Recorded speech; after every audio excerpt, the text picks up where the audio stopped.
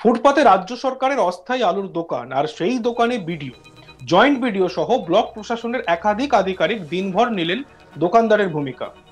আগে হ্যাঁ, ঠিকই শুনলেন, সারা রাজ্য জুড়ে আলুর সংকট, আর সেই আলুর সংকট মোকাবিলায় পথে নামে মেজিয়া ব্লক প্রশাসন।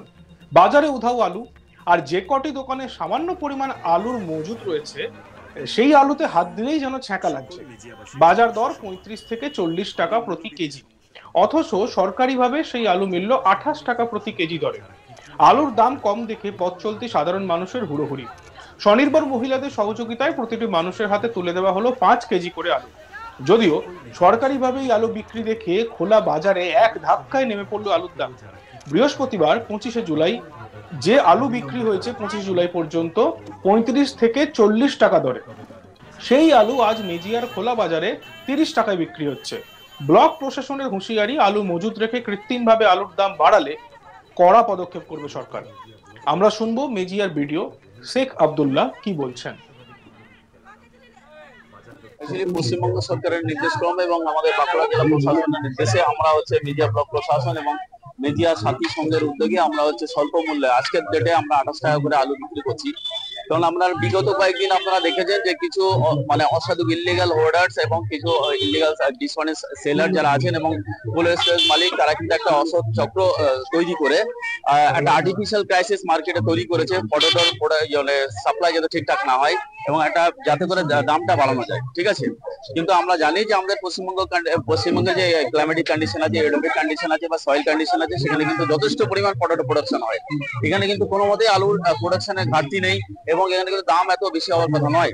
এটা আমরা বুঝতে পারি, আমরা স্টেট গভর্নমেন্টের নির্দেশক্রমে আমরা কিন্তু আজকে পথে নেমেছি এবং আজকে আমরা স্বল্প রেটে কিন্তু এখানকার মেজিয়াবাসীকে আমি আলু বিক্রি করছি। আমাদের সঙ্গে সংঘ কিন্তু সক্রিয়ভাবে হেল্প করছে এবং সেই সকল ডিসঅনেস্ট সেলারদের কাছে আমাদের একদম স্পষ্ট বার্তা প্রশাসনের তরফ থেকে, আপনারা সঠিক মূল্যে, ন্যায্য মূল্যে আপনারা বিভিন্ন সবজি এবং আলু বিক্রয় করুন, যাতে সাধারণ মানুষের কোনো সমস্যা না হয়।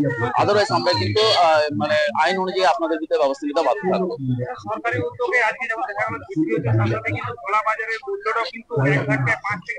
একদম সরকারের কিন্তু এটাই আসল উদ্দেশ্য, যে মানবিক সরকার, আপনাদের সাধারণ মানুষের যাতে কোনো রকম সমস্যা না হয়, এটাই আমাদের উদ্দেশ্য। আমাদের ব্যবসা করার উদ্দেশ্য নয়। আমরা দেখিয়ে দিতে পেরেছি প্রশাসনের তরফ থেকে যে আলুর দামটা কিন্তু সত্যি কমানো যায় এবং সেটা আমাদের যারা লোকাল সেলার আছে তাদেরকে কিন্তু এটা মানতেই হবে। প্রশাসন যেহেতু ফিল্ডে নেমেছে, আপনাদের কিন্তু সঠিক মূল্যে সাধারণ মানুষের যাতে কোনো সমস্যা না হয় সেটা কিন্তু সুনিশ্চিত করতে হবে। এইদিকে আলু কিনতে গিয়ে এক ক্রেতা শ্রেয়া রায়, তিনি কি বলছেন আমরা শুনবো। যে মানুষ পাচ্ছে সেটা খুব ভালো জিনিস, যে কম টাকায় পাচ্ছে, মারাও এটাই কাজ করে ওনাদের মাধ্যমে, এটা খুব ভালো উদ্যোগ সরকার। বাজারে 35 টাকা, 35 টাকা 33 টাকা তো চলে আমাদের সব জায়গাতে। সেটা হচ্ছে 28 টাকা, অনেকটাই কম পার কেজিতে, অনেকটাই ভালো। খুবই সমস্যা, কারণ কি দৈনন্দিন জীবনে এটাই মানুষের সব থেকে বেশি, সব থেকে খরচার জিনিস সবজির জিনিসই প্রতিদিন লাগে, তো সেই জন্য এই জিনিসটা খুবই ভালো। আর আলুই সব থেকে সবজির মধ্যে সব থেকে দরকারি যেটা চাল, আলুটা খুবই সবকিছুতেই কাজে লাগে সিরিয়াসলি। না একদম গরিব থেকে একদম বড় লোক, আলু ছাড়া কারোরই চলে। খুব ভালো, খুবই ভালো, এটা খুবই সবাই এর থেকে উপকৃত হয়।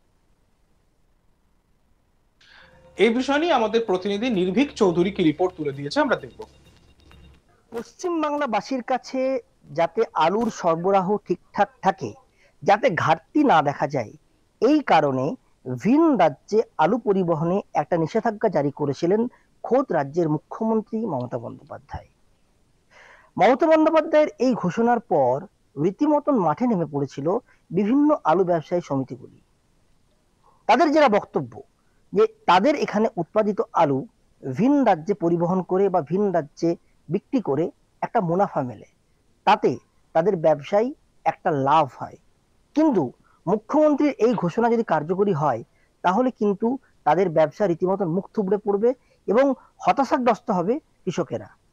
তাই তারা জানিয়েছিল, মুখ্যমন্ত্রী যদি তাদের এই যে দাবি না মেনে নেয়, মুখ্যমন্ত্রী যদি ভিন রাজ্যে আলু সরবরাহের জন্য যে নিষেধাজ্ঞা জারি করেছিল সেটা প্রত্যাহার না করেন, তাহলে কিন্তু তারা রীতিমতন ধর্মঘটের হুঁশিয়ারি দিয়েছিলেন এবং ধর্মঘট করবেন এবং তারা আলু সরবরাহ বাজারে বন্ধ করে দেবেন, এমনটাই তারা বলেছিল। তারা কিন্তু এই কাজে ব্রতী হয়েছিলেন, সেই কারণে বিভিন্ন বাজারে দেখা গিয়েছিল যে আলু প্রায় নেই বললেই চলে, যদিও পাওয়া যাচ্ছিল তা কিন্তু চড়া দামে, যা রীতিমতন সাধারণ মানুষের হাতের নাগালের বাইরে। যদিও পরিস্থিতি এখন খানিকটা স্বাভাবিক। আর এই যাতে পরিস্থিতি তৈরি হয়েছিল, সেই পরিস্থিতিকে ড্যামেজ কন্ট্রোল করতে রীতিমতন মাঠে নেমে পড়ল রাজ্য প্রশাসন। রাজ্য প্রশাসনের নির্দেশে জেলা প্রশাসন বিভিন্নভাবে সরকারিভাবে আলু সরবরাহ করছে। প্রসঙ্গত, এদিন বাঁকুড়ার মেজিয়ার ফুটপাতে সরকারিভাবে বিক্রি হচ্ছিল আলু। আর দোকানদারের ভূমিকায় দেখা গেল ব্লক প্রশাসনের শীর্ষ আধিকারিক, বিডিও এবং জয়েন্ট বিডিওকে। তারা রীতিমতন দোকানদারের ভূমিকা পালন করে সাধারণ মানুষকে বিক্রি করছেন আলু, যাতে আলুর চড়া দাম না হয়, যাতে ঠিকঠাক ন্যায্য মূল্যে সাধারণ মানুষ আলু পায়। পরে বিডিও মুখোমুখি হয়ে বলেন যে রাজ্য প্রশাসনের নির্দেশ মতন যাতে সাধারণ মানুষ ন্যায্য মূল্যে ন্যায্যভাবে আলুটা পায়, তাই তাদের এই উদ্যোগ। এখন বাজারে আলুর দাম কিছুটা হ্রাস পেলেও আগামী দিনে ঠিকঠাক ন্যায্য দামে আলুর সরবরাহ হবে কিনা সেটাই কিন্তু এখন সময়ের অপেক্ষা। অন্যদিকে বৈঠকে আলুর দাম অস্বাভাবিক বেড়ে গেল কেন তা নিয়ে কিন্তু সরব হন মুখ্যমন্ত্রী। আমরা শুনবো মুখ্যমন্ত্রী মমতা বন্দ্যোপাধ্যায় এ নিয়ে কি বলেছিলেন। আমি একটা কথা বলি, এসব বললে হবে না, এসব লেম এক্সকিউজ। বর্ষা হলো বলে সাইজটা ছোট হয়ে গেল, এবার কি? আমি তো কখনো শুনিনি। এ তো বৈজ্ঞানিকদের দেখে রিসার্চ করার ব্যাপার।